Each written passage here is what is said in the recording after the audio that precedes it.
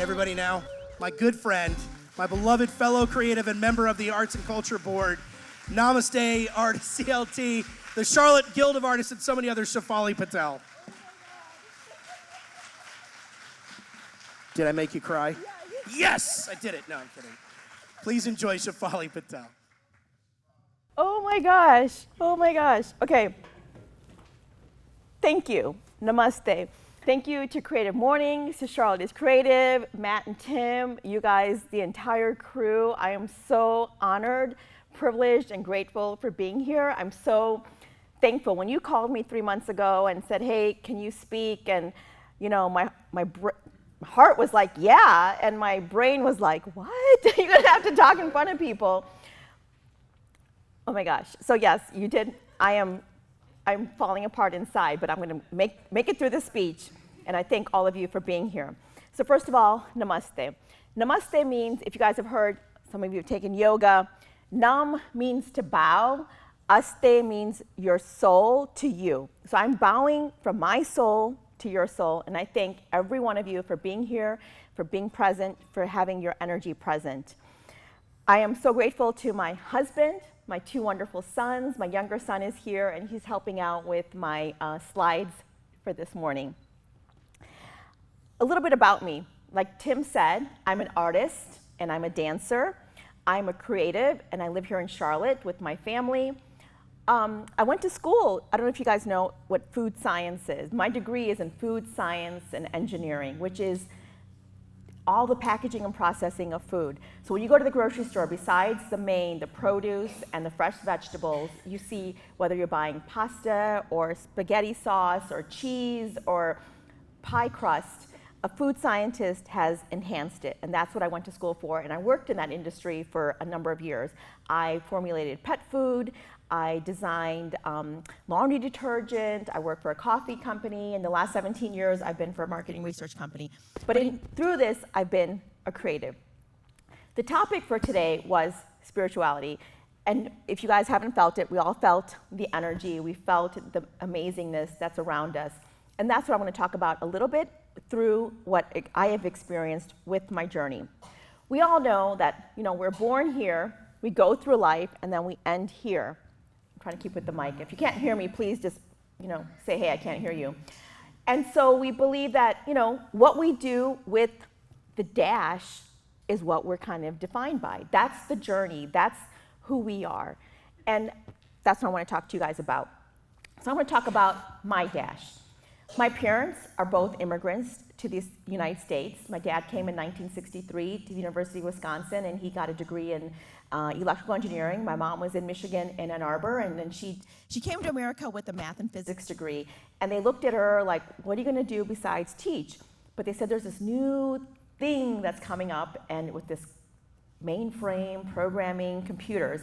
So she actually learned to program with the tapes, and then eventually the cards, and then she did C++, COBOL, all those wonderful languages. They got married in 1968. That's my parents, by the way, in 1968.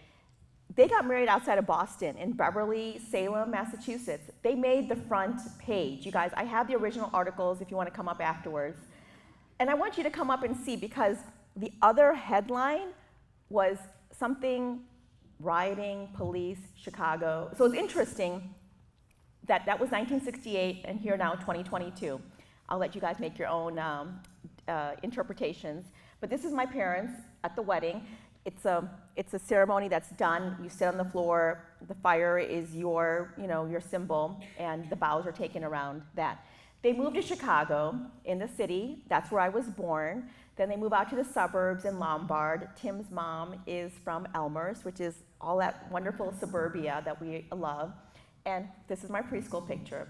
My parents, yeah, thank you. My parents are, you know, as true immigrants, they're trying to survive in this country, understand the culture, the language, the food, and then at the same time trying to maintain their language, culture, food, right? So I remember coming home from preschool and like, oh mom, it's Easter, we gotta celebrate. My mom's pure vegetarian. She's like, we have to boil eggs, and then, do you guys remember those little kits, those Pez or Paz kits, and then you drop the little pellet, and then that was little thing, and she's like, okay, we dye it.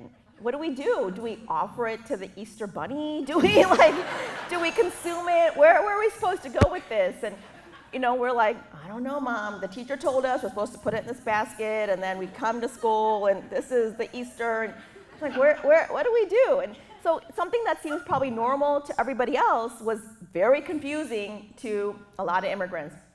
But we figured things out. She's like, well, and there was no Google, there was no YouTube, there was no way of finding out how to actually celebrate this. So thankfully for neighbors, friends, we're just kind of cruising along life. 1975, go to the next picture. That's me on the right side. That was, you guys remember, that was the bicentennial for the United States. It was 200 years. It wasn't 1976, it was 1975, because that was how we started the celebration. My dad's coworker's wife was one of the parade chairpersons, and she asked us, hey, can you guys represent India in the parade? So that's all of us. My mom was pregnant with my younger brother at the time. Again, we're just going through life. Like I said earlier, they're trying to understand this culture and trying to hold on to their culture. So we're moving on. I am now 6, 7, 8 years old. I want to point out, my mom is wearing a sari in that picture. The sari is traditionally 6 yards. I am wearing it today. It's cut up. I got it redone into another outfit. So you see the guy was able to take the border and incorporate it. That's me. I think I was 6, 7, 7 and a half, 8. Around this time, we went to a wedding. You guys have all heard of the henna, the mehndi. You guys have heard of it now, right? But in 1977, I got it done. And then one day when you go to school, it's faded now. It's not that distinct color. It's a little faded orange. Immediately, one of my classmates looked at me and said, Shefalee, ew, what do you have on your hand? It looks like you have a disease. I was like, I didn't know what to say. I didn't know how to explain it. Now we know the story. We can look it up, what it's for, why we do it, what the meaning behind it was. At that time, I didn't know. I shared the story with my mom. My mom was a truly amazing woman. I wish she was with me today. She passed 4 years ago, but she was like, hey, okay, not only do we need to share our Indian culture with our community, we need to share it with the mainstream community. So she got us involved. She made sure that we knew our culture, our language, and our religion. I'm going to pause here. I'm going to do a little Hinduism 101. So if you guys don't know, I'm a Hindu. Hindu, the word, is actually coming from the Indus Valley civilization. If you guys have ancient civilization, the Sindh region in India, the people were referred to as Hindus, Hindustanis. The religion became called Hindu. What we believe is we start right here. It's a cycle. We start here, and we're part of the divine energy. When we're born, we are immediately given all these responsibilities. Hinduism, in its true word, should actually be returned Sanatan Dharma. Sanatan means eternal. Dharma means way of life. So what we believe is that when you're born, you're given a piece of that divine energy, your soul. You go through life, and you have these duties, dharma, your responsibilities. When I was born, I was somebody's daughter. I was somebody's sibling, grandchild. I became a neighbor. When I got older, I was a student. I was part of a community, whether I was part of like Charlotte, my state, my country, and eventually I was part of, we're all just citizens of the earth, right? So these are all our duties. How we perform those duties is our karma. You guys have heard of karma, right? Karma is a bitch. But the point is that you're going through life, you have these responsibilities and duties. Hopefully we're doing the right things with the resources that we've been given, and then we're going to continue, and then we're going to return back to the end. And that's all it is. Whether you call it moksha, enlightenment, attainment, with God, going to heaven, it's all the same. That's what we believe in. So in the broad definition of Hinduism, we believe we're all the same. Me being a food scientist, I'm going to touch back on that as quick, is that we believe that everybody consumes 5 things, whether it's fats, proteins, carbohydrates, water, and a few trace minerals, period. No one can tell me in this room that I consumed asphalt for a year and enjoyed it. No one can say I ate tree bark. We all eat the same things. Whether you enjoy a steak, whether I enjoy chickpeas, or somebody enjoys tofu, our body recognizes it as the same. So in the end, we believe that all humans are equal. We're going along this journey, and we're trying to do the best that we can along the way. So that's what my parents were trying to instill in us, right? Whether it was, like I said, back to the language, the food, the culture, and we realized that we need to share with mainstream America. So we would perform at Indian festivals, but then we'd also be at, the International Folk Festival, multicultural fairs, and then also the Illinois State Fair. My mom, I think, went 10 years. That's me, the second one on the 1, 2. And she's like, we need to share. We need to show, and that's what I've continued to do. To this day, that's my thing. I'm into the arts, I'm into dance, and I'm always like, how can I be a part of the experience? What can we do to increase conversation, to be approachable, to create spaces and places that we can be together? And that's where I want to be, and I appreciate where I'm able to do that. I think I've skipped a lot right here, but I'm just going to keep going. That I have 3 things I want to tell you guys. First of all, I hope that every one of us, if we haven't connected, that we can connect. And I can share a part of who I am, and that we can collaborate on something.